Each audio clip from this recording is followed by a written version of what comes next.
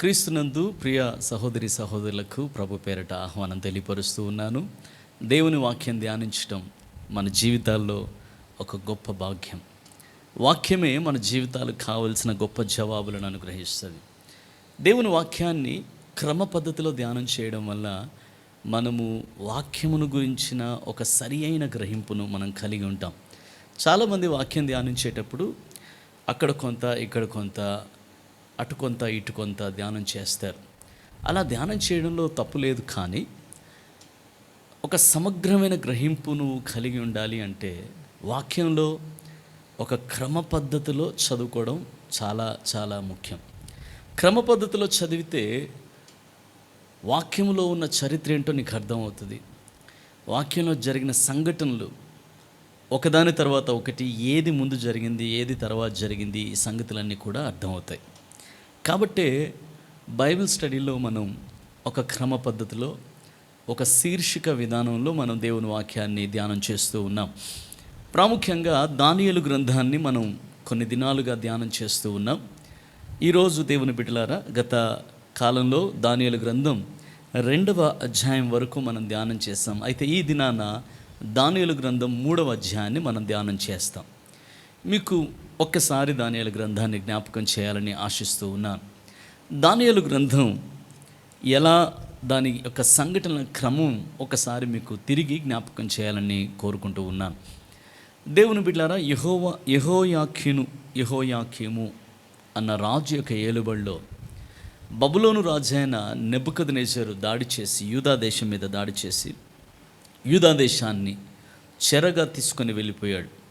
దేవుని బిడ్డలారా, ఆ చెరలోనికి వెళ్ళిపోయిన వారు, దేవుని వాక్యం అంటుంది, రాజవంశములో పుట్టిన వారిని అనేకులను, ధనవంతులను, విద్యావంతులను, గొప్పవారిని, యూదాలో ప్రముఖులందరినీ కూడా తీసుకొని వెళ్ళిపోయాడు.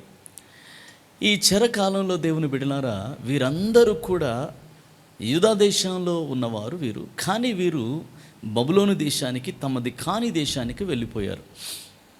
వారితో పాటే దానియేలు, షడ్రక్, మెషక్, అబేద్నగో అను బాలురు కూడా, అంటే యవ్వన బిడ్డలు, వారు కూడా అక్కడికి వెళ్ళినట్లు దేవుని వాక్యంలో మనం చూస్తాం. దానియేలు, షడ్రక్, మెషక్, అబేద్నగోలు ఈ నలుగురు యవ్వన బిడ్డలు కూడా యూదా దేశాన్ని విడిచిపెట్టి బబులోను దేశంలోనికి వెళ్ళినప్పుడు వారి వయసు సుమారుగా 14 నుంచి 16 సంవత్సరాల వయసులో వారు ఉంటారు.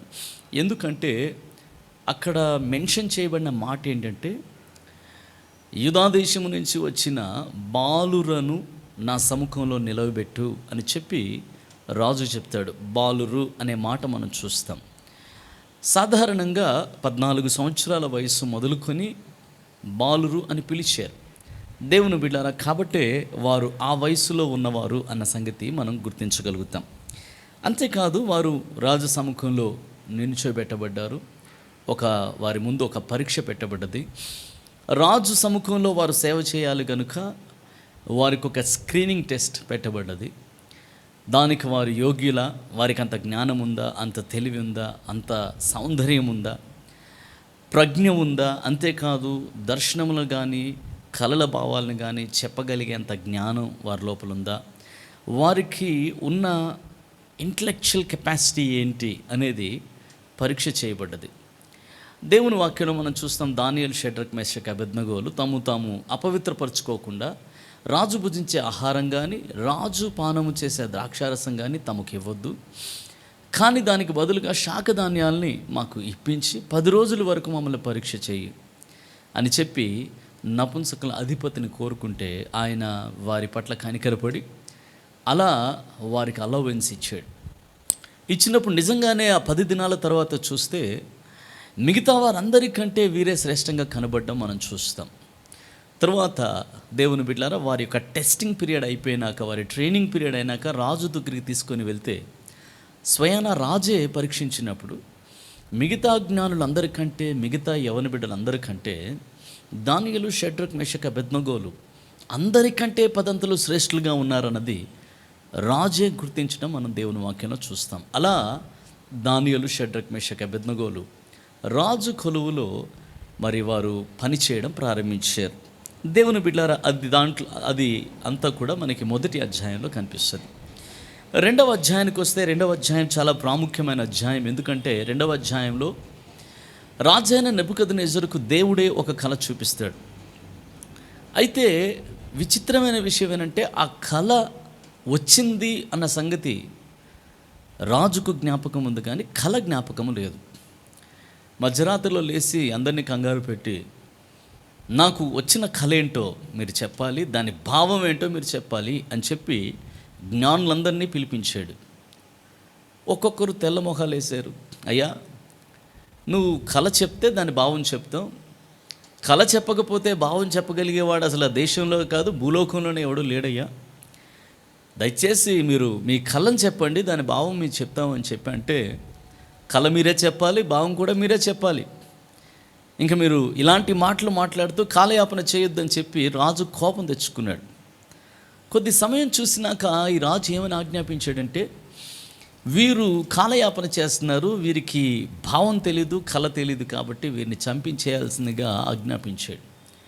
ఆ ఆజ్ఞ జారీ చేయబడ్డం దానియేలుకు వినబడ్డది. దానియేలు దేవుని బిడ్డలారా ఆ అర్యోకు అనే ఆ యొక్క ఆఫీసర్ దగ్గరికి వెళ్ళి, అయ్యా కొంచెం సమయం రేపు ఉదయాన్నే నేను రాజుగారిని కలుస్తాను, కలిసి విన్నవించుకుంటాను, తప్పకుండా దేవుడు ఈ కలభావాన్ని తెలియజేస్తాడు అని చెప్పి దానియేలు విన్నవించుకోవడం. తర్వాత తన స్నేహితుల దగ్గరికి వెళ్ళి, నా కొరకు ప్రార్థన చేయండి, నేను రాజు సముఖంలో నిలబడబోతున్నాను, దేవుడు ఈ కళను దాని భావాన్ని తెలియపరిచినట్లు నా కొరకు మీరు తండ్రి సన్నిధిలో విజ్ఞాపన చేయండి అని చెప్పి దానియేలు తన స్నేహితులను వేడుకోవడం మనం చూస్తాం.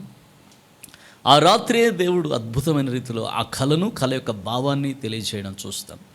ఉదయాన్నే వెళ్ళి రాజు ముందుకు నిలబడి దానియేలు ఆ కళను భావాన్ని మొత్తం వివరించగా రాజు ఆశ్చర్యపోయాడు. రాజు ఆశ్చర్యపోయి, నిజంగా దేవతల ఆత్మ కలిగిన వాడి వ్యక్తి, ఈ వ్యక్తి వంటి జ్ఞాన వివేకములు, ఈ వ్యక్తి వంటి అద్భుతమైన అసాధారణమైన జ్ఞానం, దేవతల జ్ఞానం ఇది, ఇలాంటి జ్ఞానం కలిగిన వారు మన దేశంలోనే ఎవరూ లేరని చెప్పి దానియేలుని గౌరవించడం మనం చూస్తాం. ఈ కళ చాలా బ్రహ్మాండమైన ప్రతిమను చూసినట్లు మనం చూస్తాం. ఆ ప్రతిమ బంగారపు శిరస్సు కలిగింది అని దేవుని వాక్యంలో మనం చూస్తాం. దాని యొక్క భుజములు, దేవుని బిడ్డలారా రొమ్ము భుజములు అవి వెండివి అని మనం చూస్తాం. అలాగే దాని ఉదరము తొడలు ఇత్తడివి అని చూస్తాం.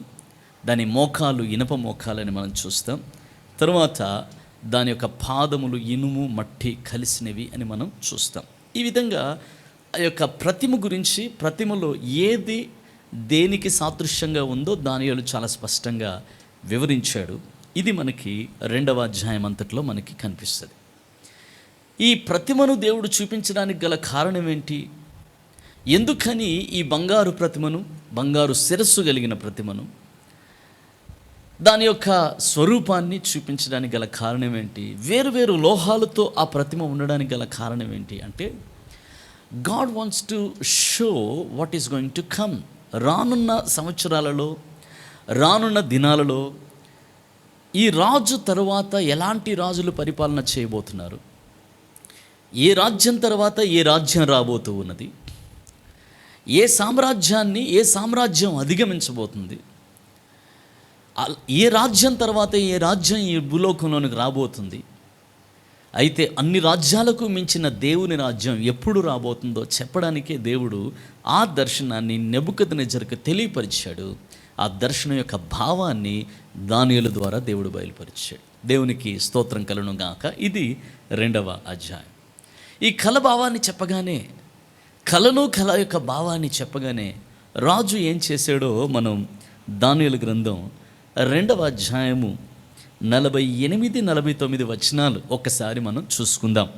దానియేలు గ్రంథము రెండవ అధ్యాయము 48-49 వచనాలు మనం చూద్దాం. ఎందుకంటే మూడవ అధ్యాయం మనం ధ్యానం చేసే ముందు దానియేలుకి ఏం జరిగింది, తన స్నేహితులకి ఏం జరిగిందో మనం చూడాలి. Daniel chapter 2 verse 48 and 49. అప్పుడు రాజు దానియేలును బహుగా హెచ్చించి అనేక గొప్ప దానములిచ్చి అతనిని బబులోను సంస్థానమంతటి మీద అధిపతిగాను, బబులోను జ్ఞానులందరిలోనూ ప్రధానునిగాను నియమించెను. దేవునికి స్తోత్రం కలుగును గాక. దేవుని బిడ్డలారా, ఇక్కడ చూడండి, దానియేలు ఒక యవన ప్రాయంలో ఉన్న యవన కుమారుడు దేవుని దగ్గర నుంచి ఒక ప్రత్యక్షతను పొంది ఆ ప్రత్యక్షత రాజు ముందు బయలుపరచగా రాజు ఆశ్చర్యపోయి, ఇలాంటి జ్ఞానవంతుడు ఈ దేశం మీద, ఈ సామ్రాజ్యం మీద అధిపతిగా ఉండాలి, ఇలాంటి దేవుని ఆత్మ కలిగిన వాడు ఈ దేశం మీద ఒక అధిపతిగా ఉండి పరిపాలన చేస్తే ఈ దేశానికి అది సౌఖ్యం, ఈ దేశం అలా వర్ధిల్లుతుందని ఆ రాజు తలంచి, రాజు ఏం చేశాడంటే దానియేలుకు అనేకమైన బహుమానాలు ఇచ్చి, అనేకమైన దానాలు ఇచ్చి దానియేలు హెచ్చించి ఏం చేశాడంట, బబులోను సంస్థానం అంతటి మీద అతన్ని అధిపతిగా నియమించాను. దేవునికి స్తోత్రం కలుగును గాక. హల్లెలూయా. ప్రియా దేవుని బిడలారా, గమనించండి, బబులోను అనేది ఒక సూపర్ పవర్ కింగ్డమ్, చాలా శక్తివంతమైన రాజ్యం.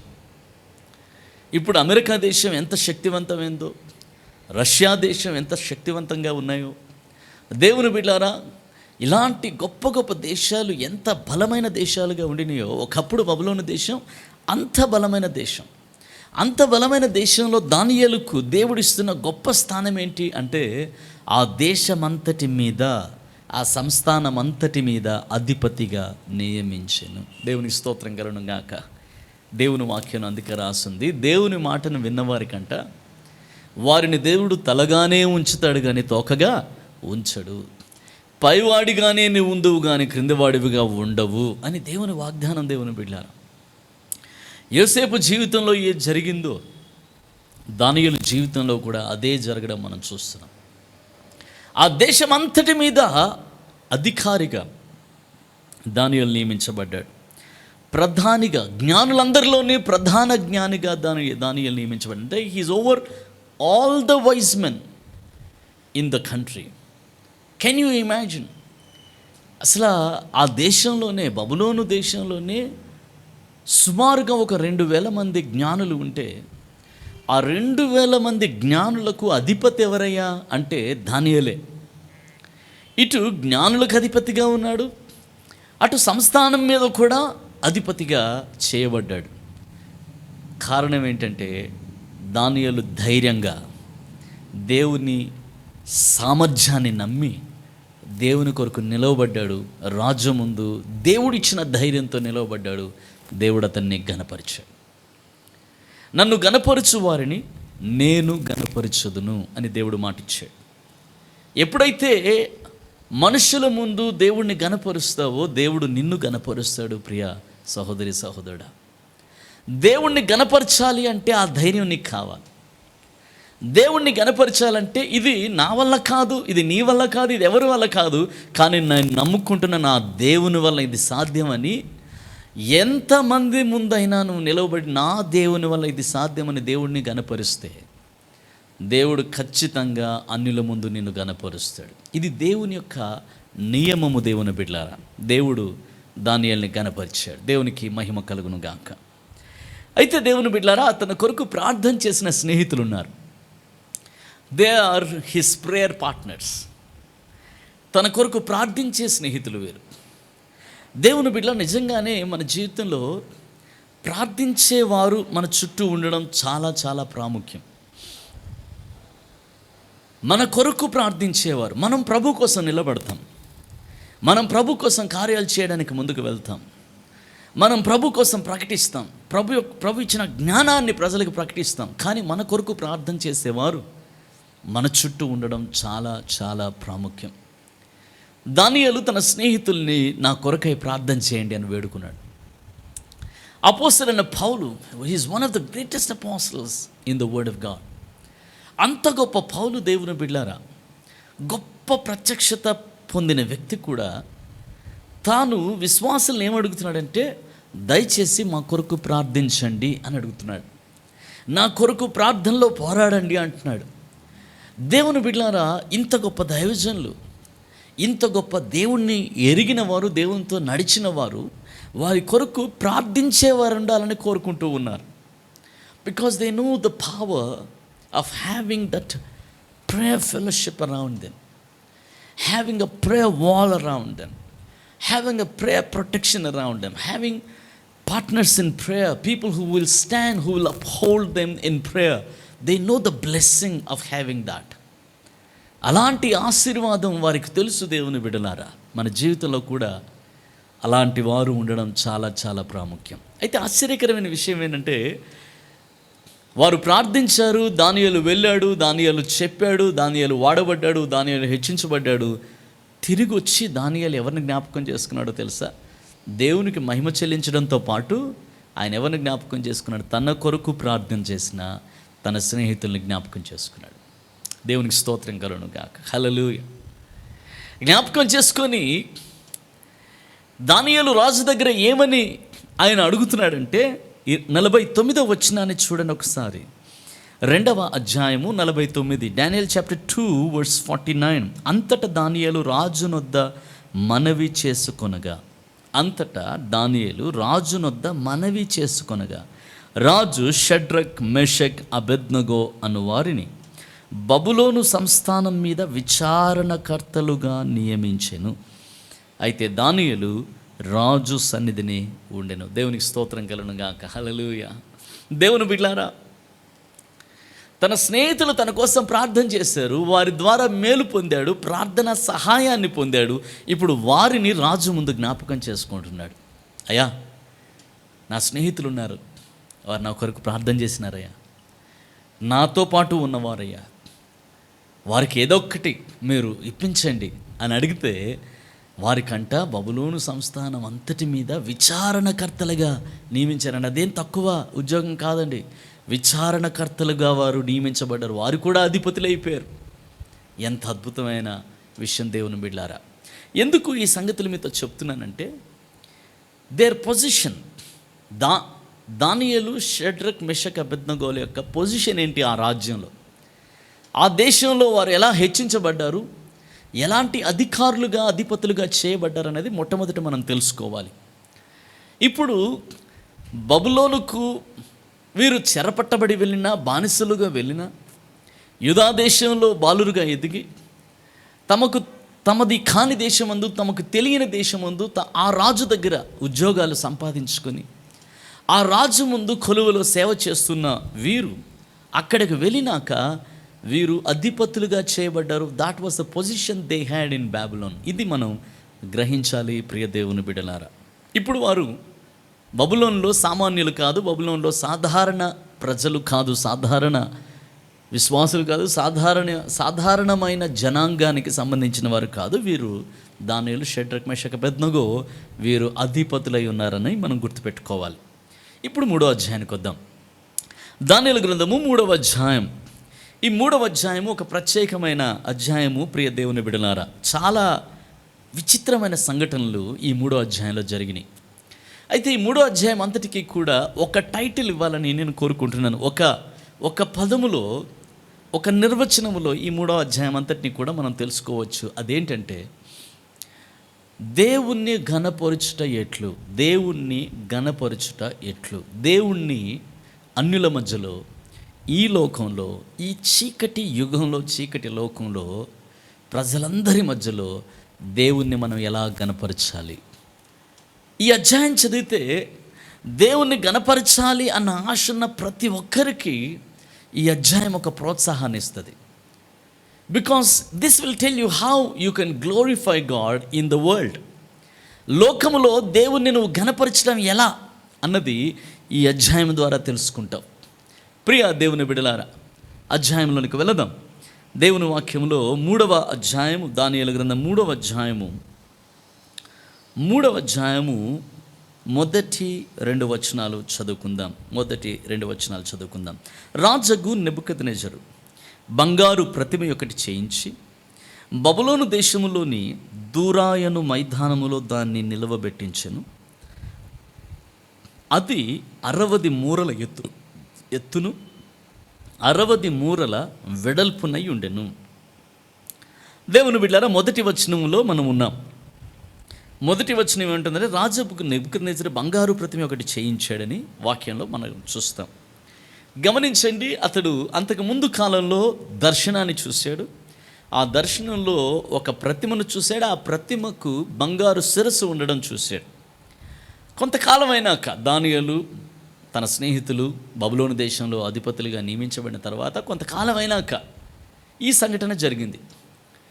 ఆశ్చర్యం ఏంటంటే దర్శనంలో ప్రతిమను చూశాడు. ఆ ప్రతిమ దేవుడు ఎందుకు చూపించాడో దాని ఎక్స్ప్లెనేషన్ కూడా విన్నాడు. దాని భావాన్ని గ్రహించాడు.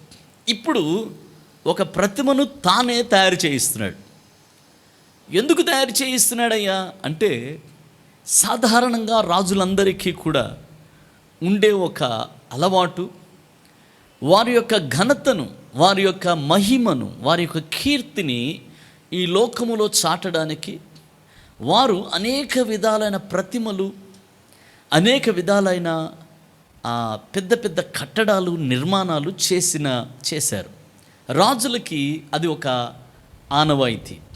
ఒక గొప్ప నిర్మాణం చేస్తే ఆ గొప్ప నిర్మాణం దేని కొరకంటే వారి కీర్తి లోకంలో శాశ్వతంగా ఉండిపోవాలని. ఒక పెద్ద ప్రతిమ నిలబెడితే దేని కొరకు అంటే ఆ ప్రతిమను బట్టి దాన్ని చూసిన వారందరూ ఎవరు నిలబెట్టారా, ఎవరు చేయించారా, అసలు ఇక్కడ ఎవరు ఈ ప్రతిమ నిలబెట్టారా అని ఆ నిలబెట్టిన వ్యక్తిని పొగుడుకోవాలని, కీర్తించాలని, అంటే వారి కీర్తి కొరకు ఆ ప్రతిమ. ప్రియ దేవుని బిడ్డలారా, ఇక్కడ రాజగు నెబుకద్నెజరు చేయించిన ప్రతిమ ఎవరి స్వరూపంలో ఉందో మనకు తెలియదు. ఎవరి పోలికలో అది చేశాడో మనకు తెలియదు. ఎందుకంటే బైబిల్లో పలానా వ్యక్తి స్వరూపంలో, పలానా వ్యక్తి పోలికలో, నెబుకద్నెజరు పోలికలో ఉన్న ప్రతిమ అని లేదక్కడ. కానీ ఒక బంగారు ప్రతిమ అయితే చేయించాడు. ఎందుకని అంటే తన కీర్తి కొరకు, తన ఖ్యాతి కొరకు. ఈ రోజుల్లో కూడా మనం దేశాధిపతులను, రాజకీయ నాయకులను, ముఖ్యులైన వ్యక్తులు వారు అనేక విధాలైన ప్రతిమలు చేయించి అక్కడక్కడ నిలవబెట్టి ఆ ప్రతిమ ద్వారా, అనగా చనిపోయిన వ్యక్తి యొక్క కావచ్చు, గతించిన గొప్పవారి యొక్క ప్రతిమలు కావచ్చు, కీర్తిశేషులుగా ఉన్నవారి యొక్క ప్రతిమలు కావచ్చు, వాటిని అక్కడక్కడ నిలవబెట్టి వారు చేసిన విషయాల్ని కొనియాడడం మనం చూస్తాం. దేవుని బిడ్డలారా, అయితే వారి వ్యక్తిగత ఘనత కొరకు కూడా గొప్ప గొప్ప ప్రతిమలు నిలబెట్టుకునేవారు మనం చూస్తాం. అటు రాజకీయ నాయకులను కానీ, ఇటు ఫిల్మ్ స్టార్స్ని కానీ మనం చూడగలుగుతాం. ఇక్కడ నెబుకద్నెజరు రాజు కూడా అలాగే అనిపించిందేమో. తన ఘనత కొరకు, తన కీర్తి కొరకు ఒక గొప్ప ప్రతిమ నిలబెట్టాలి అని అనుకున్నాడు. చాలా పెద్ద పొడుగైన ఎత్తైన ప్రతిమ ఒకటి నిలబెట్టాడు. వాక్యంలో మనం చూస్తే దూరాయను మైదానంలో దాన్ని నిలబెట్టించిన. మైదానంలో ఎందుకు నిలబెట్టాడు అంటే, ప్రజలందరూ కొన్ని వేల మంది, కొన్ని లక్షల మంది అక్కడికి వచ్చి దాని ఎదుట మోకరించి సాష్టాంగపడడానికి వీలుగా ఉండడానికి ఒక మైదానంలో దాన్ని నిలవబెట్టాడు. ఒక పర్వతం మీద కానీ, ఒక నది ఒడ్డున కానీ, ఒక మైదానంలో కానీ ఒక ప్రతిమను నిలబెడితే ప్రజలందరూ వచ్చి చూడడానికి వీలుగా ఉంటుంది. ఇక్కడ బబులోను రాజు ఈ ప్రతిమను ఎక్కడ నిలబెడుతున్నాడు అంటే ఒక మైదానంలో నిలబెడుతున్నాడు. ఆ మైదానం పేరంటే దూరా అనే మైదానం. దేవుని బిడ్డలారా గమనించండి, ఇది ఎంత ఎత్తుంది అంటే అది 60 మూరల ఎత్తు, 60 మూరల వెడల్పునై ఉండెను. ప్రియ, 6 మూరల వెడల్పునై ఉండెను.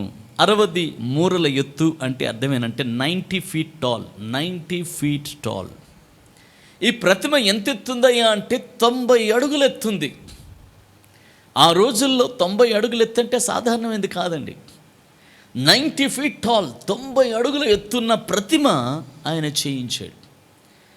9 అడుగుల వెడల్పు, 90 అడుగుల ఎత్తు అంటే ఎంత బ్రహ్మాండమైన ప్రతిమను చేయించాడో ఒకసారి ఊహించండి. ఇది ప్రతిష్ట కూడా చేసినట్లుగా దేవుని వాక్యంలో మనం చూస్తాం. 2వ వచనానికి వద్దాం. రాజుకు నెబుకద్నెజరు అధిపతులను, సేనాధిపతులను, సంస్థానాధిపతులను, మంత్రులను, ఖజానాదారులను, ధర్మశాస్త్ర విధాయకులను, న్యాయాధిపతులను, సంస్థానములలో ఆధిక్యం వహించిన వారందరినీ సమకూర్చుటకును రాజుకు నెబుకద్నెజరు నిలవబెట్టించిన ప్రతిమ యొక్క ప్రతిష్టకు రప్పించుటకును దూతలను పంపించగా. చూసారా, ప్రతిమ చేయించాడు, నిలవబెట్టాడు, దాన్ని ఇప్పుడు ప్రతిష్ట చేస్తూ ఉన్నాడు. మొదటిగా ప్రతిమను చూస్తాం, తర్వాత ప్రతిష్టను చూస్తాం. ఆ ప్రతిమను డెడికేట్ చేయాలి, ఇనాగ్రేట్ చేయాలని వీళ్ళందరినీ పిలిపించడానికి ఆఫీసర్స్ని పంపించాడు. దేవుని బిడ్డలారా, ఎక్కడెక్కడో ఉన్నవారు అందరూ కూడా ఈ ఇనాగ్రేషన్ ఫంక్షన్కి రావాలి. కొన్ని వేల మంది బబులోను సంస్థానంలో ఉన్న ప్రజలు, ఆ రోజుల్లో ఉన్న ప్రజలు సుమారుగా 3 లక్షల మంది. ప్రియ దేవుని బిడ్డలారా, చూడండి, వీళ్ళంతా కూడా ఎక్కడికి రావాలి అంటే ఈ దూరా అనే మైదానంలోనికి రావాలి, ఈ ఓపెన్ గ్రౌండ్లోనికి రావాలి వీళ్ళంతా. చూడండి ఇంకా ఏం రాసిందో 3వ వచనం. ఆ అధిపతులను, సేనాధిపతులను, సంస్థానాధిపతులను, మంత్రులను, ఖజానాదారులను, ధర్మశాస్త్ర విధాయకులను, న్యాయాధిపతులను, సంస్థానంలో ఆధిక్యత వహించిన వారందరూ రాజుకు నెబుకద్నెజరు నిలవబెట్టించిన ప్రతిమ యొక్క ప్రతిష్టకు కూడి వచ్చి రాజుకు నెబుకద్నెజరు నిలవబెట్టిన ప్రతిమ ఎదుట నిలుచుండిరి. ఇట్లుండగా ఒక దూత చాటించిందేమనగా, జనులారా, 4వ వచనం, జనులారా, దేశస్థులారా, ఆయా భాషలు మాట్లాడువారులారా, మీకు ఆజ్ఞ ఇచ్చుచున్నాను. There is a command going out throughout the world. ఏమనగా, బాకా పిల్లన గ్రోవి, 5వ వచనం, బాకా పిల్లన గ్రోవి, పెద్ద వీణే, సింఫోనియా, వీణే, విపంచిక, సకల విధములకు వాయిద్యం ధ్వనులను మీకు వినబడినప్పుడు రాజగు నెబుకద్నెజరు నిలవబెట్టించిన బంగారు ప్రతిమ ఎదుట సాగిలపడి నమస్కరించుడి. దేవుని బిడ్డలారా, 5వ వచనం ఏమంటున్నాడంటే, చూడండి, వీళ్ళంతా వచ్చిన తర్వాత ఇదిగో వీణ, విపంచిక, ఈ వాయిద్యాలన్నీ కూడా ఒక్కసారే వాయించడం జరుగుతుంది. వాటి ధ్వనిని మీరు వినబడినప్పుడు మీరేం చేయాలో తెలుసా? వర్షిప్ దిస్ స్టాచ్యూ, ఈ ప్రతిమకు మీరు నమస్కారం చేయాలి, దీన్ని మీరు మొక్కాలి, దీన్ని మీరు పూజించాలి. ఎందుకని? రాజగు నెబుకద్నెజరు నిలవబెట్టించిన ప్రతిమది. ఆయన నిలవబెట్టించిన ఈ బ్రహ్మాండమైన ప్రతిమకు మీరు పూజ చేయాలి, మీరు నమస్కరించాలి, దాని ముందు మీరు సాగిలపడాలి. మీరు ఎవరన్నా కావచ్చు. దేవుని బిడ్డలారా, సాధారణమైన వారు మాత్రమే కాదు అక్కడ ఉన్నవారు. ఎవరు అంటే దేవుని వాక్యంలో రాస్తుంది, ఉన్నవారంతా విఐపీసే, అధిపతులు, సంస్థానాధిపతులు, గొప్పవారు. దేవుని బిడ్డలారా, వీళ్ళంతా కూడా అక్కడికి వచ్చి ఆ ప్రతిమ ఎదుట సాగిలపడాలి అని దేవుని వాక్యంలో ఒక ఆజ్ఞ జారీ చేయబడ్డం మనం చూస్తూ ఉన్నాం. మనం గమనిస్తే 7వ వచనాన్ని చూద్దాం. సకల జనులకు బాకా పిల్లన గ్రోవి, పెద్ద వీణే, సింఫోనియా, విపంచిక, సకల విధములకు వాయిద్యధ్వనులు వినబడగా ఆ జనులను, ఆ దేశస్థులను, ఆయా భాషలు మాట్లాడువారును సాగిలపడి రాజగు నెబుకద్నెజరు నిలవబెట్టించిన బంగారు ప్రతిమకు నమస్కారము చేసిరి. Just as the command vent, everybody obeyed. దేవుని బిడ్డలారా, ఆ దేశంలో ఉన్న ప్రతి ఒక్కరూ ఆ బంగారు ప్రతిమకు నమస్కారం చేశారు, సాగిలపడ్డారు, దాన్ని వర్షిప్ చేశారు. ప్రతి ఒక్కరు. నేను మీకు మరొకసారి జ్ఞాపకం చేస్తున్నాను. అంటే రాజు నిలబెట్టిన బంగారు ప్రతిమకు నమస్కారం చేసినది సుమారు 3 లక్షల మంది ప్రజలు. ఒక్కసారిగా ఆ మ్యూజిక్ వింటూనే సాష్టాంగపడి, వారు ఎక్కడున్నారో అక్కడ సాష్టాంగపడి ఆ ప్రతిమకు నమస్కారం చేస్తే 3 లక్షల మంది సాష్టాంగపడి సాగిలపడి నమస్కారం చేస్తే ముగ్గురు వ్యక్తులు మాత్రం సాగిలపడక, నమస్కారం చేయక నిలవబడే ఉన్నారు. దేవునికి మహిమ కలుగును గాక. దేవుని బిడ్డలారా, 3 లక్షల మంది సాగిలపడి నమస్కారం చేసినప్పుడు వారి మధ్యలో ముగ్గురు నిలబడి ఉంటే, అందరూ సాగిలపడినప్పుడు ఎవరైనా నిలబడి ఉంటే సులువుగానే కనబడతారు కదా.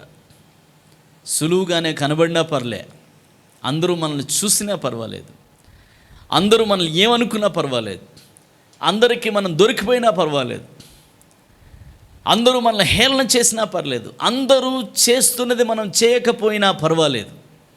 కానీ మనలో ఉన్న నీతిని, మనలో ఉన్న దేవుని పట్ల ఉన్న గౌరవాన్ని, దేవునితో మనకున్న నిబంధనను మనము ఎంత మాత్రము మీరకూడదు అని దే టుక్ ఎ స్టాండ్, వారు నిలిచిపోయారు, నిలవబడి ఉన్నారు. దేవునికి మహిమ కలుగును గాక. దేవుని కోసం నిలవబడ్డం అన్నది మనకి దానియేలు గ్రంథం అంతట్లో కూడా కనపడుతుంది. మొదటి అధ్యాయంలోనేమో రాజు తీసుకునే భోజనాన్ని కానీ పానాన్ని కానీ మేము తీసుకోము, అలా మమ్మల్ని మేము అపవిత్రపరుచుకోము, ఎందుకంటే అపవిత్రమైన దాన్ని ముట్టకూడదు, దాన్ని తినకూడదు అని చెప్పి చిన్నప్పుడే మేము నిబంధన చేసుకున్నాం. అది మా దేవుని యొక్క ధర్మ విధికి విరుద్ధము గనుక మేము వాక్యాన్ని దాటి వెళ్ళలేము.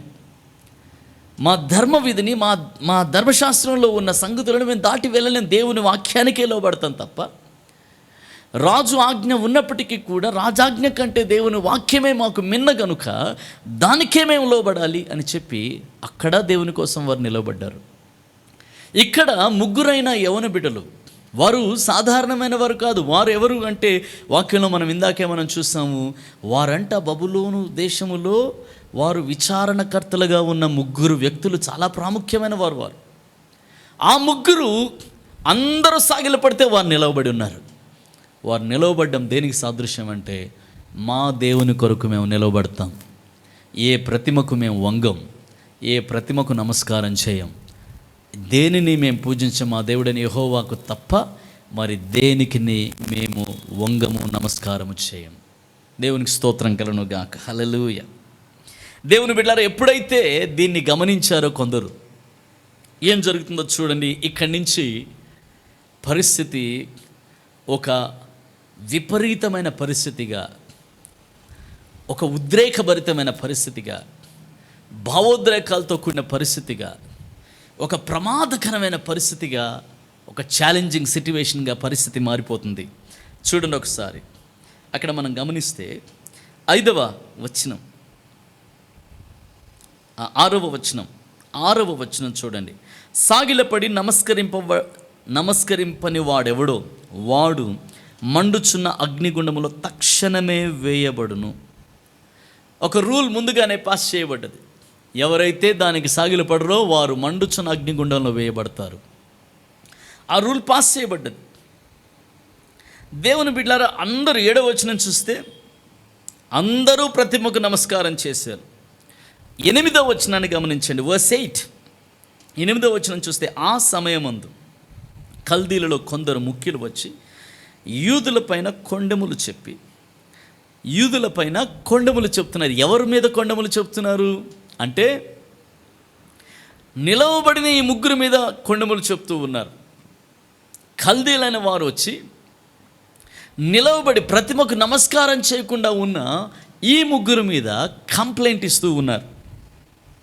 చూడండి 10వ వచనాన్ని చదువుదాం. రాజా, తాము ఒక కట్టడి నియమించితిరి, ఏదనగా బాకా, పిల్లన గ్రోవి, పెద్ద వీణయు, విపంచకును, సింఫోనియా, సకల విధములకు వాద్యధ్వనులను విను ప్రతివాడు సాగిలపడి ఆ బంగారు ప్రతిమకు నమస్కారం చేయవలను. సాగిలపడి నమస్కరింపవలని వాడెవడో వాడు మండుచున్న అగ్నిగుండంలో వేయబడును. రాజా, తాము షడ్రక్, మెషక్, అబేద్నెగో, 12వ వచనం, షడ్రక్, మెషక్, అబేద్నెగో అను ముగ్గురు యూదులను బబులోను దేశంలోని రాచకార్యములను విచారించుటకు నియమించితిరి. ఆ మనుష్యులు తమరి ఆజ్ఞను లక్ష్య పెట్టలేదు, తమరి దేవతల్ని పూజించట్లేదు, తాము నిలవబెట్టిన బంగారు ప్రతిమకు నమస్కరించుట లేదు అనిరి. దేవుని బిడ్డలారా, గమనించండి, ఇక్కడ దానియేలు ఈ సీన్లో మనకు కనబడ్డు, ఇక్కడ మనకి కనిపించట్లేదు. కానీ ముగ్గురు మాత్రం కనిపిస్తూ ఉన్నారు. ఎవరయ్యా వాళ్ళు అంటే, షడ్రక్, మెషక్, అబేద్నెగో. వీరు నిలబడ్డారు. వీరు ప్రతిమకు నమస్కారం చేయకపోవడం కల్దీలని వారు చూసి వాళ్ళకు ఒక అవకాశంగా దొరికింది. వెంటనే రాజు దగ్గరికి వచ్చి, రాజా, మీ ఆజ్ఞ పలానా ముగ్గురు మీరుతున్నారు, మీరు పెట్టిన దేవతల్ని వారు పూజించట్లేదు, మన కల్దీల దేవతలు ఎన్నో ఉన్నాయి, వాటిని వారు పూజించట్లేదు, మీ ఆజ్ఞను వారు మీరుతున్నారు. మీరే చెప్పారు కదా, ఎవరైనా ఈ ప్రతిమకు నమస్కారం చేయకపోతే వారు అగ్నిగుండాల్లో వేయబడాలని చెప్పి మీరు చెప్పారు కదా రాజా అని చెప్పి రాజు చెప్పిన ఆజ్ఞని తిరిగి రాజుకు చెప్తూ ఉన్నారు. కారణం ఏంటంటే, వీరికున్న కక్ష, వీరికున్న పగ ఏంటంటే, ఈ ముగ్గురిని ఎలాగైనా ఆ అగ్నిగుండంలో పడేయాలి. రాజు కోపోద్రిక్తుడై నా ఆజ్ఞ వీరు ఎందుకు పాటించలేదు అని చెప్పి, అన్యుడైన రాజు, సాధారణమే అది, నేను ఒక ఆజ్ఞ ఇస్తే సుమారు 3 లక్షల మంది ప్రజలు సాగిలపడితే ఈ ముగ్గురు ఎందుకు సాగిలపడనట్టు అని చెప్పి కోపోద్రిక్తుడై రాజు ఈ ముగ్గురిని పిలిపించాడు. ఇప్పుడు రాజు సముఖంలోకి ఈ ముగ్గురు వచ్చినప్పుడు వారితో రాజు ఏమని మాట్లాడుతున్నాడో, వారు రాజుకి ఏం జవాబు చెప్తున్నారో మనం చూడగలుగుతాం. దేవుని బిడ్డలారా, 14వ వచనాన్ని చదువుకుందాం. వర్స్ 14, 14వ వచనం చూద్దాం. అంతటా నెబుకద్నెజరు వారితో ఇట్లనెను, షడ్రకు, మెషాకు, అబేద్నెగో, మీరు నా దేవతను పూజించటలేదనియు నేను నిలవబెట్టించిన బంగారు ప్రతిమకు నమస్కారం చేయట్లేదనియు నాకు వినబడినది, అది నిజమా? వర్స్ 15, 15వ వచనం. బాకాను, పిల్లనగ్రోవి, పెద్ద వీణే, సింఫోనియా, విపంచికను, సకల విధములుగా వాద్యధ్వనులను మీరు విను సమయంలో సాగిలపడి నేను చేయించిన ప్రతిమకు నమస్కరించుటకు సిద్ధముగా ఉండిన ఎడల సరే, మీరు నమస్కరింపని ఎడల తక్షణమే మండుచున్న వేడిమి గల అగ్నిగుండంలో మీరు వేయబడుదురు. నా చేతుల నుండి మిమ్మల్ని విడిపింపగల దేవుడు ఎక్కడున్నాడు? దేవునికి స్తోత్రం కలుగును గాక. హల్లెలూయా. దేవుని బిడ్డలారా, ఇక్కడ చూడండి, ఈ రాజు వారిని ప్రశ్న వేశాడు, ఇది నిజమేనా? నేను విన్నది కరెక్టేనా? ఆ మ్యూజిక్ మీరు విన్నప్పుడు, ఇన్ని వాయిద్యాలు వాయిస్తూ ఉన్నప్పుడు అందరూ సాగిలపడినట్టు మీరు సాగిలపడాలి. మీరు సాగిలపడకపోతే ఏం జరుగుతుందో తెలుసా? మండుచున్న అగ్నిగుండంలో మీరు తక్షణమే వేయించబడతారు. దీంట్లో ఎటువంటి కాంప్రమైజ్ లేదు. మీరు కానీ నా మాట వినకపోతే, నా మాటను మీరు జవదాటితే ఖచ్చితంగా ఈ అగ్నిగుండంలో వేయబడతారు. నేను మిమ్మల్ని అగ్నిగుండంలో వేస్తే మిమ్మల్ని విడిపించగలిగిన దేవుడు ఎక్కడున్నాడు అని అడిగారు. దేవుని బిడ్డలారా, ఈ మాటలన్నీ దేవుడు వినట్లేదా? పరలోకంలో ఉన్న దేవుడు. This is where Nebuchadnezzar faulted and failed. దేవుని బిడ్డలారా, నెబుకద్నెజర్ చేసిన ఒక పెద్ద పొరపాటు ఏంటో తెలుసా? వీళ్ళను మాత్రమే ఛాలెంజ్ చేయలేదు. ఎవరిని ఛాలెంజ్ చేశాడంటే, అసలు మిమ్మల్ని విడిపించగలిగిన దేవుడు ఏమన్నా ఉన్నాడా? అసలు కెన్ యువర్ గాడ్ సేవ్? నీ దేవుడు రక్షించగలడా? మీ దేవుడు నా చేతిలోంచి విడిపించగలడా? అగ్నిగుండంలో నేను మిమ్మల్ని పడేస్తాను తీసుకెళ్ళి. Can your God save you? మీ దేవుడు రక్షించగలడా? దేవుని బిడ్డలారా, ఇలాంటి సవాళ్ళు వేసిన వాళ్ళంతా ఫెయిల్ అయ్యారు. చరిత్ర అంతా అదే ప్రూవ్ చేస్తుంది. జీవము గల దేవుడిని సవాలు చేసిన ఏ ఒక్కడైనా ఫెయిల్ అవ్వాల్సిందే. జీవము గల దేవుడిని సవాలు చేసిన ఏ ఒక్కడు సఫలుడైనట్లు, ఆయన సవాలు చేసి ఆ సవాలులో గెలిచినట్లు ఏ ఒక్క చరిత్ర కూడా లేదు. దేవుని బిడ్డలారా, టైటానిక్ అనే ఒక పెద్ద షిప్ని తయారు చేశాడు ఒక వ్యక్తి. దాని గురించే ఈ మధ్యలో వార్తలు చాలా చూస్తూ ఉన్నాం.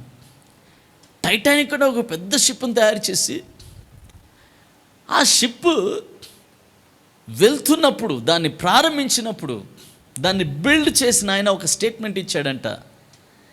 సార్, ఇది చాలా పటిష్టంగా కట్టారు కదా, ఇది ఎక్కడైనా బ్రేక్ అవుతుందా అంటే, దీన్ని ఎంత పటిష్టంగా నేను కట్టానంటే, ఈ బిల్డ్ ఎంత స్ట్రాంగ్గా దీన్ని బిల్డ్ చేశానంటే, దేవుడు కూడా దీన్ని పగలగొట్టలేడు అన్నాడంట. దేవుడు కూడా దీన్ని పగలగొట్టలేడు అన్నాడంట. అలాంటి గర్వపు మాటలు, దేవుణ్ణే సవాలు చేసే మాటలు ఎవడు భూలోకంలో మాట్లాడినా ఖచ్చితంగా దేవుని దగ్గర నుంచి జవాబు వాడు చూడాల్సిందే.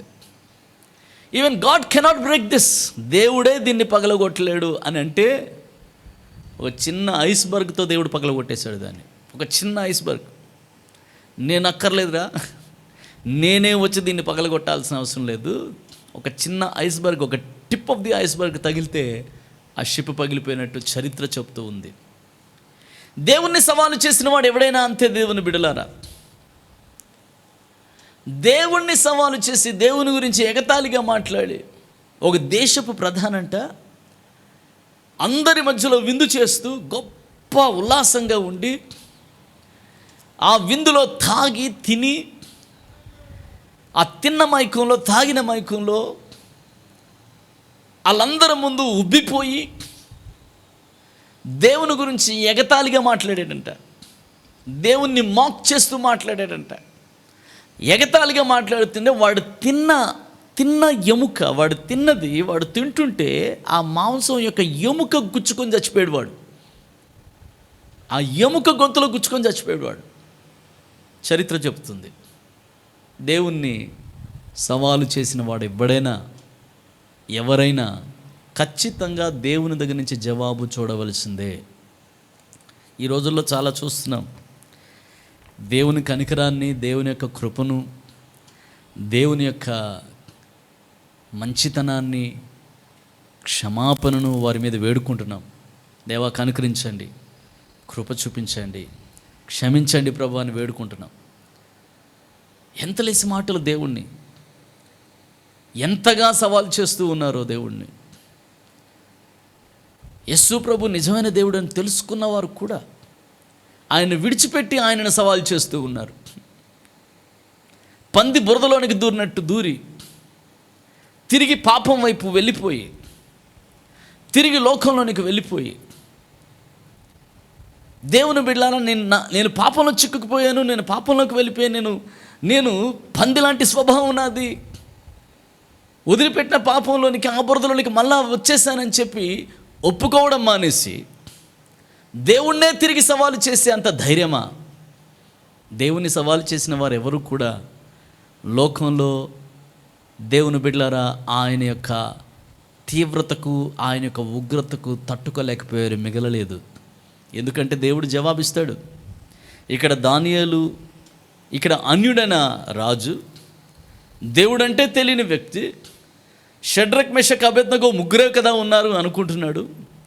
3 లక్షల మంది సాగిలపడితే ఈ ముగ్గురికి ఏమైంది? కోపంలో, ఉద్రేకంలో ఏమంటే మీ దేవుడైనా మిమ్మల్ని విడిపించగలడా అని అన్నాడు. దేవుని బిడ్డలారా, వీళ్ళ యొక్క రెస్పాన్స్ ఎలా ఉందో చూడండి ఒకసారి. ఏమని రెస్పాండ్ అయ్యారో. వర్స్ 15వ వచనం, దానియేలు గ్రంథం 6వ అధ్యాయము 15వ వచనం. ఆ మనుషులు దీన్ని చూచి రాజు సన్నిధిని సందడిగా కూడి వచ్చి, రాజా రాజా, రాజు స్థిరపరిచిన ఏ శాసనము కానీ తీర్మానం కానీ ఎవడును రద్దుపరచజాలడు, ఇది మాదీయుల పారసీయుల విధి అని తాము తెలుసుకొనవలనని. దేవుని బిడ్డలారా, ఒకసారి ఈ మాట చదువుదాం. అంతటా రాజు ఆజ్ఞేయగా బంట్రోతులు దానియేలుని పట్టుకొని పోయి, క్షమించండి, దానియేలు గ్రంథం 3వ అధ్యాయం, 3వ అధ్యాయము 16వ వచనం, 3:16. షడ్రక్ను మెషకు అబేద్నెగోయు రాజుతో ఇలాగు చెప్పిరి, నెబుకద్నెజరు, ఇందును గూర్చి నీకు ప్రత్యుత్తరం ఇవ్వాలనే చింత మాకు లేదు. ఇక్కడ రాజును పేరు పెట్టి పిలుస్తూ ఉన్నారు. పేరు పెట్టి పిలుస్తూ, ఓ Nebuchadnezzar, we do not have to answer you in this matter. దీని గురించి అసలు నీకు జవాబు, ప్రత్యుత్తరం ఇవ్వాల్సిన అవసరత మాకు లేదు.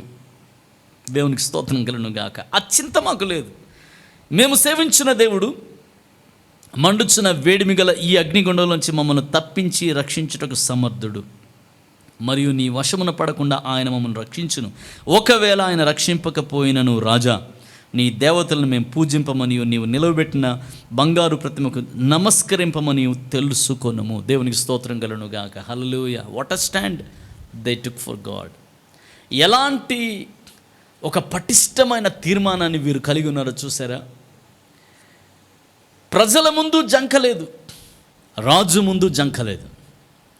ప్రజల ముందు భయపడలేదు, రాజు ముందు కూడా భయపడలే. నెబుకద్నెజరు, నువ్వు నిలబెట్టిన ప్రతి విషయంలో నువ్వు అడుగుతున్నావు మమ్మల్ని, ఈ విషయంలో నీకు మేము ఎక్స్ప్లెనేషన్ ఇవ్వాల్సిన అవసరత లేదు. అలాగే నువ్వు అంటున్నావు కదా, మండుచున్న వేడిమిగల అగ్నిగుండంలో మమ్మల్ని పడేస్తావని, మీ దేవుడు రక్షించడానికి సమర్థుడా అని అడుగుతున్నావు కదా. మా దేవుడు డెఫినెట్గా రక్షించడానికి సమర్థుడు. ఆ వేడిమిగల మండుచున్న అగ్నిగుండంలోంచి ఆయన మమ్మల్ని రక్షిస్తాడు. నీ చేతిలో పడకుండా మా దేవుడు మమ్మల్ని రక్షిస్తాడు. ఒకవేళ రక్షించకపోయినా దిస్ ఇస్ అవర్ స్టాండ్.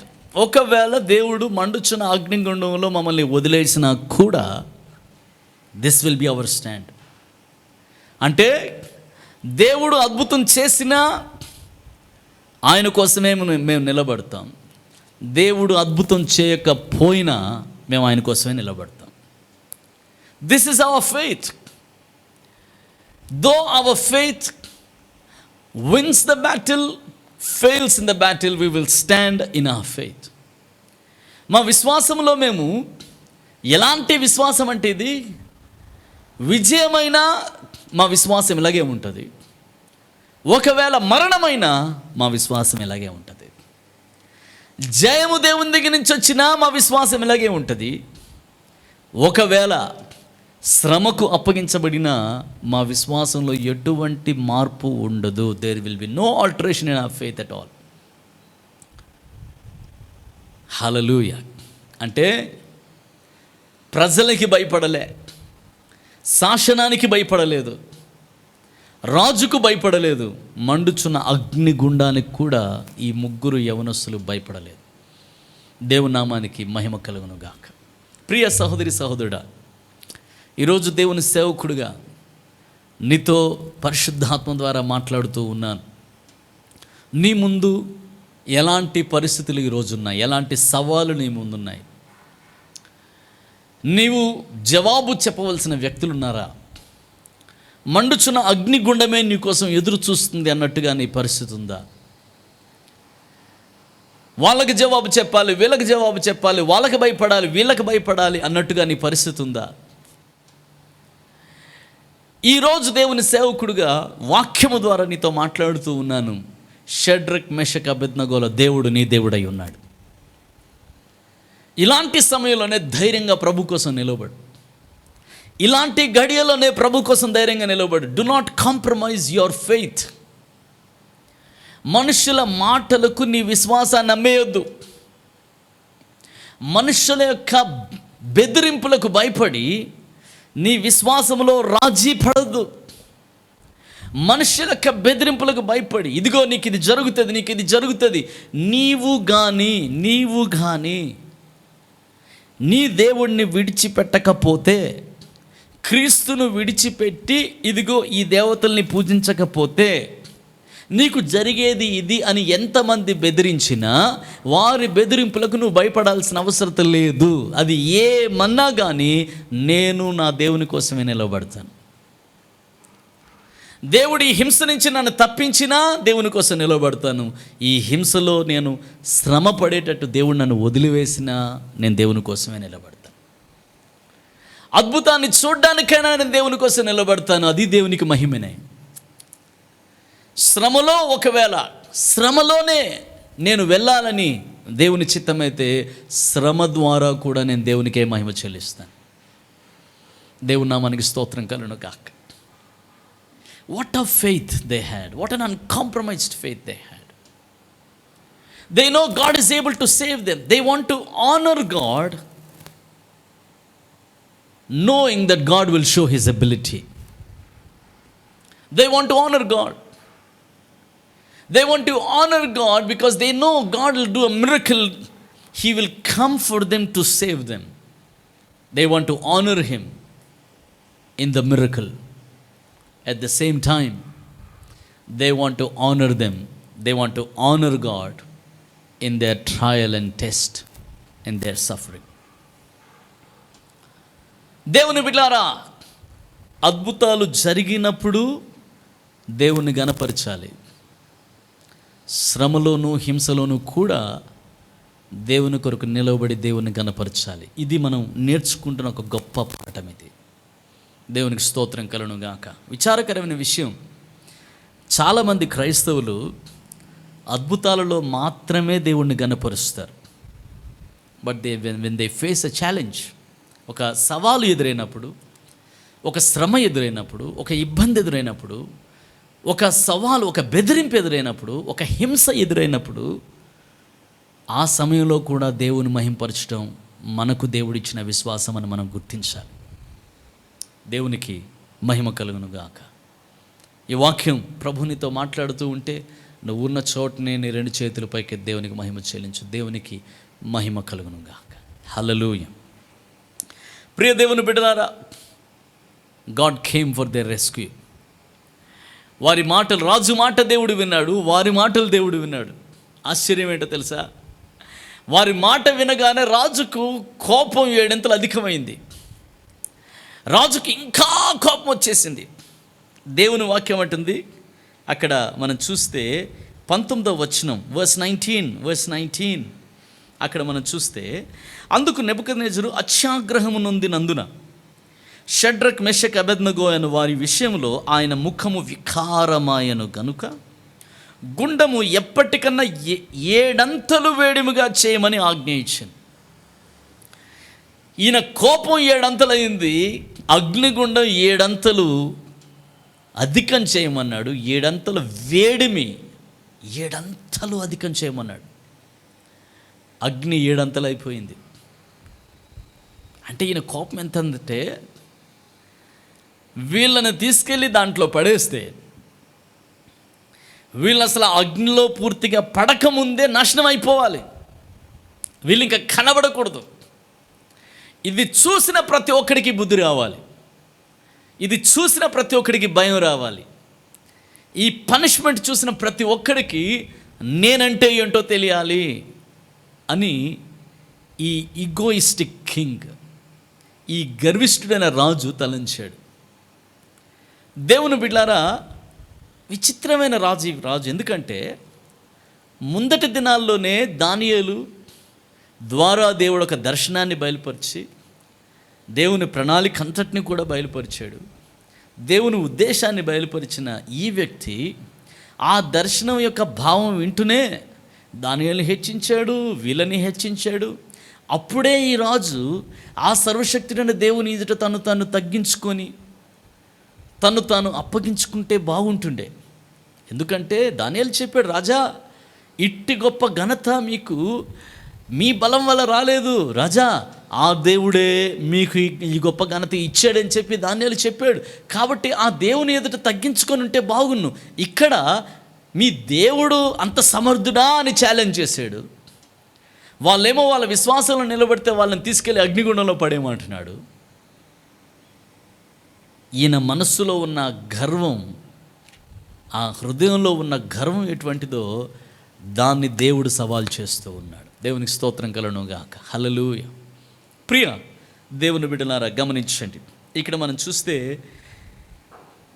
21వ వచనం, వారి వారి అంగీలను నిలువుటంగీలను పై వస్త్రములను తక్కువ వస్త్రమును తీయకయే.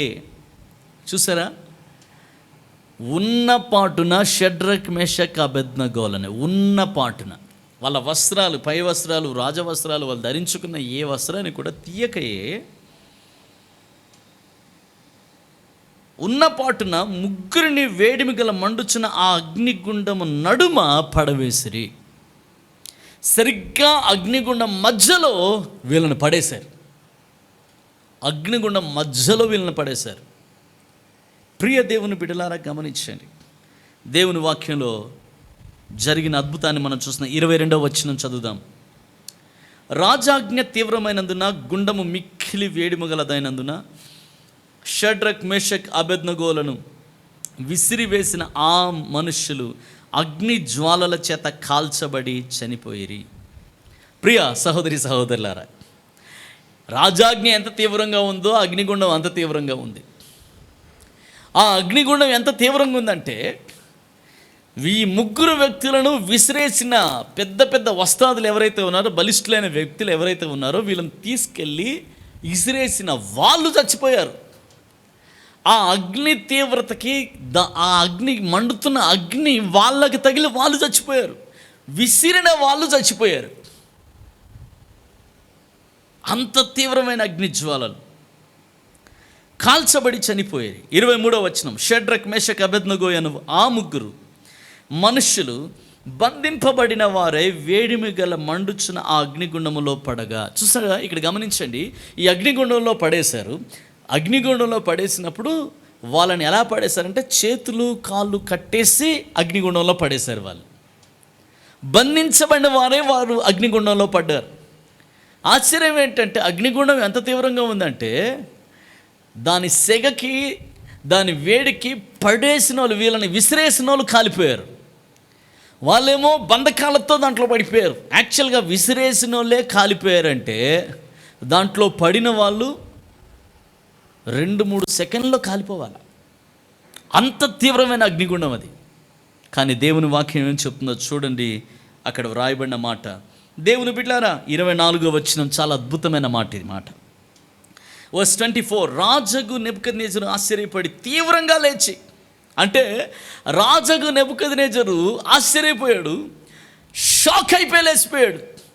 షాక్ అయ్యి అక్కడి నుంచి లేచి మేము 3 మనుషులను బంధించి అగ్నిగుండంలో వేసితిమి కదా అని తన మంత్రులను అడుగగా వారు రాజా సత్యమే అని వారు రాజుతో ప్రత్యుత్తరం ఇచ్చిరి.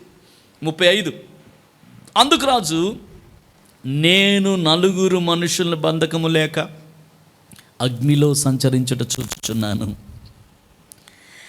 వారికి ఏ హానియు కలగలేదు, 4వ రూపము దేవతల రూపమును పోలినదని వారికి ప్రత్యుత్తరం ఇచ్చిన. దేవుని నామానికి స్తోత్రం కలుగును గాక. హల్లెలూయా. దేవుని బిడ్డలారా, ఒక్కసారిగా రాజు షాక్ అయిపోయిన కార్యాన్ని దేవుడు చేశాడు. మీ దేవుడు రక్షించడానికి సమర్థుడా? నా చేతిలోంచి విడిపించగలిగిన దేవుడు ఎక్కడున్నాడు? మీ దేవునికి అంత సామర్థ్యం ఉందా? ఎస్, మా దేవునికి అంత సామర్థ్యం ఉంది. మా దేవుడు అంత సమర్థుడు. దేవునికి స్తోత్రం కలుగును గాక. సమర్థుడైన దేవుడు మండుచున్న అగ్ని గుండములోనికి దిగొచ్చాడు. దేని కొరకు అంటే తన సామర్థ్యాన్ని చూపించడానికి. ఈరోజు మండుచున్న అగ్నిగుండములో నీవున్నావేమో, తన సామర్థ్యాన్ని చూపించడానికి నీవు ఏ వేడిమిగల అగ్నిగుండంలో ఉన్నావో, ఎంత తీవ్రమైన అగ్నిగుండంలో ఉన్నా దానిలోనికే నేరుగా ఆయన రాగలుగుతాడు. దేవునికి మహిమ కలుగును గాక. అగ్నిగుండం ఆయన ఏం చేయగలుగుతుంది? అగ్నిగుండం ఆయన నమ్మిన నిన్నేం చేయగలుగుతుంది? ప్రియ సహోదరి సహోదరులారా, చూడండి, ఇక్కడ రాజు ఆశ్చర్యపోయి ఏమంటున్నాడంటే, మనం 3 నేసాం కదా, 3 నేసాము, చేతులు కాళ్ళు కట్టేసి బందీలుగా పడేసాము, కానీ నాకు 4వ వ్యక్తి కనబడుతున్నాడు. మనం వేసింది 3 కదా, 4 కనబడుతున్నారు ఏంటి అంటున్నాడు. ఇంకోటి అంటున్నాడు, ఏమన్నాడంటే, వాళ్ళు బందీలుగా వేసాం కదా, వాళ్ళు బంధకాలు లేకుండా ఏ హాని కలగకుండా అగ్నిగుండములో సంచరిస్తూ ఉన్నారు. అంతేకాదు 4వ వాని రూపం దేవతల రూపమును పోలి ఉన్నది. దేవునికి మహిమ కలుగును గాక. Praise the Lord, praise the lord.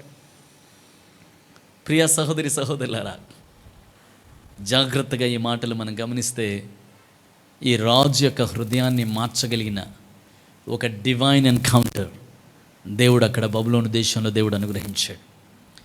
3 లక్షల మంది ప్రజలు చూస్తూ ఉంటుండగా రాజు, సైన్యాధిపతులు, గొప్ప గొప్ప వ్యక్తులు, జ్ఞానులు, విద్వాంసులు, ప్రవీణులు, గొప్ప గొప్ప వీరులు ఎంతోమంది చూస్తూ ఉంటుండగా వారందరి కళ్ళ ముందు దేవుడు మహా అద్భుతమైన కార్యాన్ని దేవుడు జరిగించాడు. దేవుని నామానికే సమస్త మహిమ ఘనత కలుగును గాక. హల్లెలూయా. ప్రియ సహోదరి సహోదరులారా, అగ్నిగుండములోనికి సాక్షాత్తు ప్రభు అయిన యేసే దిగి వచ్చాడు. యేసు క్రీస్తు ప్రభువే ఆ అగ్నిగుండములోనికి 4వ వ్యక్తిగా వచ్చాడు. వేయబడింది 3, కానీ మీరు ఒంటరి వారు కాదు. ఈ అగ్నిగుండములో నేను మీకు తోడై ఉన్నాను. ఈ అగ్నిగుండములో నేను మీతో ఉన్నాను. ఈరోజు ప్రభు నీతో కూడా చెప్తున్నాడు, ఈ అగ్ని వంటి పరిస్థితుల్లో, ఈ అగ్ని వంటి సమస్యల్లో నేను నీతో ఉన్నాను గనుకనే అగ్ని నిన్ను కాల్చజాలదు. దేవునామానికి స్తోత్రం కలుగును గాక. అగ్ని 7 అంతలు అవ్వచ్చు, 70 అంతలు అవ్వచ్చు. సరిగ్గా అగ్నిగుండం మధ్యలో నువ్వు ఉండొచ్చు, కానీ నీ ప్రభు నీకు తోడై ఉంటే, నీ ప్రభు నీతో పాటు ఉంటే, నీ ప్రభు నీకు కాపుదలగా సంరక్షణగా వస్తే, ఆ అగ్ని 7 అంతలవని 70 అంతలవని ఆ అగ్ని నిన్ను కాల్చలేదు. అందుకే యెషయా భక్తుడు రాస్తాడు, జలములలో బడి నీవు వెళ్ళినప్పుడు అవి నిన్ను ముంచలేవు. అగ్నిగుండను వెళ్తూ ఉన్నప్పుడు, అగ్ని జ్వాలల్లోంచి నువ్వు వెళ్తున్నప్పుడు జ్వాలలు నిన్ను కాల్చజాలవు. దేవునామానికి మహిమ కలుగును గాక. అగ్నిలోంచి నువ్వు నడుస్తున్నప్పుడు జ్వాలలు నిన్ను కాల్చలేవు. నీ జీవితంలో అది జలములైనా నీ మీద పొర్లి పారకుండా దేవుడు ఆపివేయగలడు. అది అగ్ని జ్వాలలైనా నిన్ను కాల్చకుండా దేవుడు వాటిని, అవి నిన్ను ముట్టకుండా దేవుడు ఆపివేయగల సమర్థుడైన. అగ్నిగుండాన్ని చూసి భయపడొద్దు సహోదరుడా, సహోదరి. అగ్నిగుండాన్ని చూసి బెదిరిపోవద్దు సహోదరి, సహోదరుడా.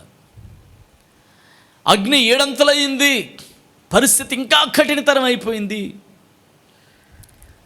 నేను మొట్టమొదట దీన్ని ఎదుర్కొన్నప్పుడు కంటే ఇప్పుడు పరిస్థితి ఇంకా తీవ్రమైపోయింది. ఇంత కఠినమైన పరిస్థితిలో దేవుడు నిజంగా నాకు సహాయం చేయగలడా అనే అనుమానము కలిగి ఉండొద్దు. ఎందుకంటే పరిస్థితి ఎంత కఠినమైనా కూడా నీ దేవుడు ఆ కఠినతరమైన పరిస్థితుల్లో నీ పక్షంగా నిలవబడ్డానికి ఆయన దిగి వస్తాడు. దేవునికి స్తోత్రం కలుగునుగాక. హల్లెలూయా. దేవుని బిడ్డలారా, షడ్రక్, మేషక్, అబేద్నెగో వారితో పాటు దేవుని కుమారుడైన యేసు ఆ అగ్నిగుండంలోనికి దిగి వచ్చాడు. ఆశ్చర్యం ఏంటంటే బందీలుగా వెళ్ళిన వాళ్ళు స్వతంత్రులుగా అగ్నిగుండంలో తిరుగుతున్నారు. అదేదో ఏసీ హాల్లో తిరిగినట్టుగా, చల్లని గదిలో తిరిగినట్టుగా హ్యాపీగా సంతోషంగా దాంట్లో సంచరిస్తున్నారు వాళ్ళు. దేవుని బిడ్డలారా, రాజు షాక్ అయిపోయి వారిని పిలిపించాడు. చూడండి ఒకసారి 26 వచనం, 26వ వచనం. అంతటా నెబుకద్నెజరు వేడిమి కలిగిన మండుచున్న ఆ గుండం వాకిలి దగ్గరకు వచ్చి, డైరెక్ట్గా రాజే ఆ వాకిలి దగ్గరికి వచ్చి ఏమంటున్నాడు, షడ్రక్, మేషక్, అబేద్నెగో అని వారులారా, మహోన్నతుడైన దేవుని సేవకులారా, బయటికి వచ్చి నా యొద్దకు రండిని పిలవగా. చూసారా, ఆయనే డైరెక్ట్గా వాళ్ళని పిలుస్తున్నాడు.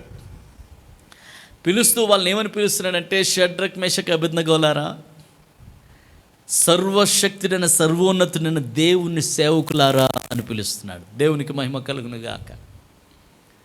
ఈ saying servants of the living God,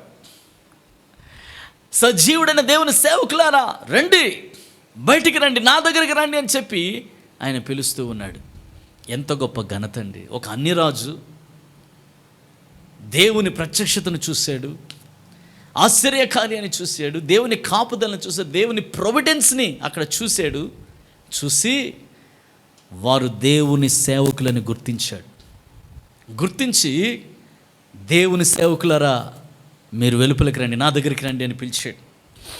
అధిపతులను, సేనాధిపతులను, సంస్థానాధిపతులను, రాజు యొక్క ప్రధానమంత్రులను కూడి వచ్చి ఆ మనుషుల్ని పరీక్షించి, 27వ వచనం, పరీక్షించి వారి శరీరములకు అగ్ని ఏ హాని చేయకుండాటయు, వారి తల వెంట్రుకల్లో ఒక్కటైనను కాలిపోకుండాటయు, వారి వస్త్రములు చెడిపోకుండాటయు, అగ్ని వాసనయనను వారి దేహములకు తగులకుండాటయు చూచిరి. దేవునికి స్తోత్రం కలుగును గాక. హల్లెలూయా. ప్రియ దేవుని బిడ్డలారా, గమనించండి, ఇంత పెద్ద ఆఫీసర్స్ అందరూ కూడా వీళ్ళ దగ్గరికి వచ్చేసి వాళ్ళని టెస్ట్ చేస్తున్నారంట. ఆశ్చర్యపోతున్నారు. ఎందుకని అంటే అగ్ని వాసన కూడా వారి దగ్గరికి రాలేదు. ఒక వెంట్రుకైనా కాలే, వారి వస్త్రాలు కాలేదు, వారి దేహాలకు అగ్ని తగలలేదు. They completely invincible, completely fireproof. అంటే వారేదో ఒక ఫైర్ ప్రూఫ్ పెట్టుకొని అగ్నిలోకి వెళ్ళినట్టుగా, వారి యొక్క శరీరం ఎంత ఫైర్ ప్రూఫ్ వేసుకున్నా అంత వేడిమి గల అగ్నిగుండంలో కాలిపోయే అవకాశం ఉంది. వీరికి దేవుడే ఫైర్ ప్రూఫ్గా నిలబడ్డాడు కాబట్టి అగ్ని తగలలేదు వారికి. నేను అనుకుంటా అసలు అగ్ని సమీపించలే. వారిని చూసి అగ్నే భయపడి ఉంటుంది, వారిని చూసి అగ్నే వెనక్కి వెళ్ళిపోయి ఉంటుంది, వారిని చూసి అగ్నే భయపడి ఉంటుంది, అగ్నే బెదిరిపోయి ఉంటుంది. అమ్మో, జీవం గల దేవుని సేవకులు వీళ్ళని మనం ముట్టుకోలేము, మనం తాకలేము. దేవునికి స్తోత్రం కలుగును గాక. వీళ్ళందరూ వచ్చి ఆశ్చర్యపోయారు. అన్యులు, అన్య దేశంలో వాళ్ళంతా వచ్చి, ఒకసారి ఇమాజిన్ చేయండి, ఆ సంస్థానాధీశులు అందరూ వచ్చి వీళ్ళని చెక్ చేస్తున్నారు, వీళ్ళ బాడీస్ చెక్ చేస్తున్నారు, వాళ్ళ వెంట్రుకలు పట్టుకొని చూస్తున్నారు, వాళ్ళ వస్త్రాలు పట్టుకొని చూస్తున్నారు, ఆశ్చర్యపోతున్నారు. వారి శరీరాల్లో కాలిన వాసన కూడా లేదు. వెంట్రుకలు కాలితే వెంట్రుకలు కాలిన వాసన వస్తుంది, శరీరం కాలితే కాలిన వాసన వస్తుంది, బట్టలు కాలితే బట్టలు కాలిన వాసన వస్తుంది. వాసన కూడా అసలు అగ్ని సెగ తగిలితే ఆ సెగ వాసన కూడా మన శరీరం మీద, మన బట్టల మీద వస్తుంది. అలాంటిది వాసన కూడా లేదు. దేవుని బిడ్డలారా చూడండి, నెబుకద్నెజర్ 28వ వచనంలో నెబుకద్నెజర్ చెప్తున్నాడు ఈ యొక్క అద్భుతం చూసిన నెబుకద్నెజర్. షడ్రక్ మెషక్ అబేద్నెగోయను వీరి దేవుడు పూజార్హుడు. ఆయన తన దూతనంపి తన్ను ఆశ్రయించిన దాసులను రక్షించెను. వారు తమ దేవునికి కాక మరి ఏ దేవునికి నమస్కరింపకయు ఏ దేవునికి సేవింపకయు ఉందుమని తమ దేహములను అప్పగించి రాజు యొక్క ఆజ్ఞను వ్యర్థపరిచిరి. దేవునికి స్తోత్రం. రాజే ఒప్పుకుంటున్నాడు ఏమనంటే, రాజాజ్ఞ ఎందుకు పనికిరాదని వీళ్ళు ప్రూవ్ చేశారు అంటున్నాడు. రాజాజ్ఞను వీళ్ళు క్షణంలో ఇన్వాలిడ్ చేసేసారు. ఈ రాజాజ్ఞ ఎందుకు పనికిరాదు, మా దేవుని ముందు రాజు చేసే సవాళ్ళు ఏవి నిలవబడలేవని వీరు రుజువు చేశారు. వీళ్ళ దేవుడే నిజమైన దేవుడు. వారి దేవుణ్ణి ఆశ్రయించారు. వాళ్ళ దేవుణ్ణి ఆశ్రయించారు. ప్రియ సహోదరి సహోదరుడా, అన్యులు నిన్ను చూసినప్పుడు ఇదే మాట చెప్పగలగాలి. ఏంటండి ఆయన కల్లారా మేము చూస్తున్నాం, ఇంత ప్రమాదంలోంచి ఎలా బయటపడ్డాడు, ఆయన ఇంత నష్టంలోంచి ఎలా బయటపడ్డదామే, ఇంత భయంకరమైన పరిస్థితిలోంచి ఎలా బయటకు వచ్చింది. తన దేవుణ్ణి ఆశ్రయించినందుకు ఆ బిడ్డకి ఇలా జరిగిందని నీ దేవుణ్ణి అన్యులు మహింపరచాలి. దేవుణ్ణి ఆశ్రయించడానికి సిద్ధంగా ఉన్నావా? దేవుని కొరకు నిలవబడడానికి సిద్ధంగా ఉన్నావా? ఏదేమైనా కానీ నా దేవుని కోసం నేను నిలవబడతా. దేవుని కోసం నిలవబడితే నిశ్చయంగా దేవుడు నీ కొరకై నిలవబడతాడు. ఇది సత్యం. దేవుని బిడ్డ, దేవుని కొరకు నిలవబడ్డం నీకొస్తే నిశ్చయంగా దేవుడు నీ కోసం నిలవబడతాడు. సుఖవంతమైన పరిస్థితుల మధ్యలోనే కాదు, సంతోషకరమైన పరిస్థితుల మధ్యలోనే కాదు, అగ్నిగుండం లాంటి పరిస్థితుల మధ్యలో దేవుని కోసం నువ్వు నిలబడాలి. అలా నిలవబడినప్పుడు దేవుడు నీ పక్షంగా వచ్చి నిలవబడ్డం నీవే కనులారా చూస్తా. ఎంతమంది బిడ్డలైతే అగ్నిగుండం వంటి పరిస్థితుల్లోంచి ఈరోజు వెళ్తూ ఉన్నారు. ఎంతమంది బిడ్డలైతే ఈ వాక్యాన్ని వింటూ, దేవా ఈ మాటను నా కొరకే అనుగ్రహిస్తున్నావని చెప్పి దేవుని స్తుతిస్తూ ఉన్నారు. ఎంతమంది బిడ్డలైతే ఇటువంటి పరిస్థితుల్లోంచి వెళ్తూ ఉన్నారో వారితో ఈరోజు పరిశుద్ధాత్ముడు మాట్లాడుతూ ఉన్నాడు. నా కుమారుడా, నా కుమార్తె, తీవ్రమైన మండుచున్న అగ్నిగుండంలో నిన్ను కాపాడగలిగిన సమర్థుడైన దేవుడిని నేను నీ పక్షంగా నిలబడతాను, వ్యాజ్యమాడతాను, నా నామాన్ని నేను గొప్ప చేసుకుంటానని దేవుడు సెలవిస్తూ ఉన్నాడు. ప్రియ సహోదరి సహోదరులారా, అగ్నిగుండం వారిని ఏమీ చేయలేకపోయింది. రాజశాసనం ఏం చేయలేకపోయింది. వారి మీద కంప్లైంట్ ఇచ్చిన వారు ఏం చేయలేకపోయారు. వారిని తీసుకెళ్ళి అగ్నిగుండంలో పడేసిన వాళ్ళు కాలిపోయారు. ఈ అద్భుతాన్ని చూసిన వాళ్ళు ఆశ్చర్యపోయారు. రాజు సాష్టాంగపడిపోయాడు, నమస్కారం చేశాడు. మీ దేవుడే నిజమైన దేవుడని ఒక రాజు ఒక డిగ్రీ చేస్తూ ఉన్నాడు. చూడండి ఏమని రాస్తుందో. 20వ వచనం చూస్తే, 29వ వచనం చూస్తే, కాగా నేను ఒక శాసనము నియమించుచున్నాను, ఏదనగా ఇవ్విధముగా రక్షించుటకు సమర్థుడగు దేవుడు గాక మరి ఏ దేవుడును లేడు. There is no other God in the world. ఇలాంటి రక్షించడానికి సమర్థుడైన దేవుడు గాక ఇంకో దేవుడు లేడు అని డిక్లేర్ చేస్తున్నాడు. దేవుని నామానికి స్తోత్రం కలుగును గాక. హల్లెలూయా. Now he is professing his faith. There we saw they were professing their faith. 15వ వచనంలో 16వ వచనంలో ముగ్గురు వ్యక్తులు దేవుని కోసం నిలబడి వారి విశ్వాసాన్ని వారు ఒప్పుకున్నారు. ఇక్కడ దేవుని ప్రత్యక్షతను చూశాడు, దేవుని సేవకులను దేవుడు ఎలా కాపాడాడో చూశాడు. ఈ అన్యరాజు ఇప్పుడు దేవుని మీద తనకి కలిగిన విశ్వాసాన్ని ఈయన ఒప్పుకుంటున్నాడు. ఏమని ఒప్పుకుంటున్నాడంటే, ఈ దేవుడు గాక వేరొక దేవుడు లేడు. దేవుని నామానికి స్తోత్రం కలుగును గాక. హల్లెలూయా.